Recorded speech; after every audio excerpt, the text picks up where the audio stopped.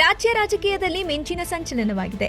ಇಷ್ಟು ದಿನಗಳ ಕಾಲ ಸೈಲೆಂಟ್ ಆಗಿದ್ದ ಒಕ್ಕಲಿಗ ಸಮುದಾಯದ ಕಾಂಗ್ರೆಸ್ ಪಕ್ಷದ ಶಾಸಕರು ಮತ್ತು ಸಚಿವರು ಈಗ ಪವರ್ ಗೇಮ್ನ ಅಖಾಡಕ್ಕೆ ಇಳಿದಿದ್ದಾರೆ. ಸಿಎಂ ಸ್ಥಾನವನ್ನ ತಮಗೆ ನೀಡುವಂತೆ ಬಿಗಿ ಪಟ್ಟು ಹಿಡಿದಿರುವ ಡಿಕೆ ಶಿವಕುಮಾರ್ ಪರವಾಗಿ ಕಾಂಗ್ರೆಸ್ನ ಒಕ್ಕಲಿಗ ಶಾಸಕರು, ಸಚಿವರು ಅಖಾಡಕ್ಕಿಳಿದು ಬ್ಯಾಟಿಂಗ್ ನಡೆಸಲು ಹೊರಟಿದ್ದಾರೆ.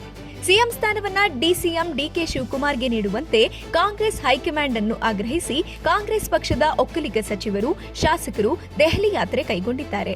ಕೃಷಿ ಸಚಿವ ಚಲುವರಾಯಸ್ವಾಮಿ ನೇತೃತ್ವದಲ್ಲಿ ಒಕ್ಕಲಿಗ ಸಮುದಾಯದ ಶಾಸಕರು ದೆಹಲಿ ಯಾತ್ರೆ ಹೊರಟಿದ್ದಾರೆ. ಚಲುವರಾಯಸ್ವಾಮಿ ನೇತೃತ್ವದ ಟೀಮ್ಗೆ ಬೆಂಗಳೂರು ನಗರ, ಗ್ರಾಮಾಂತರ ಜಿಲ್ಲೆಯ ದಲಿತ ಶಾಸಕರು ಬೆಂಬಲ ಸೂಚಿಸಿದ್ದಾರೆ.